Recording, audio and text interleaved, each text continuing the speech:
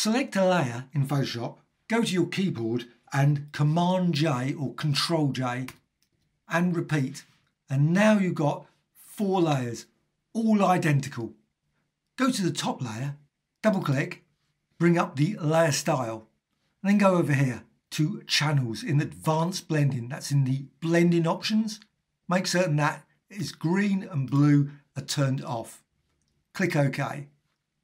Double click this one and go there and go for red and blue. So you've just got the green. Click OK and then go to this one, double click and bring up and go for red and green. Make certain you've just got blue and click OK. Go to the layers panel, select the top layer and drag. And as you do that, you can drag upwards or downwards as well as across. You also deselect that, go to this layer and then do the same, or drag up or down slightly any angle. Deselect again that layer and now select that one. And you can do the same, just drag that up or down and then put them back on again. And there you have it, a very quick colour glitch effect in Photoshop. Hope you found this of interest. Thank you very much.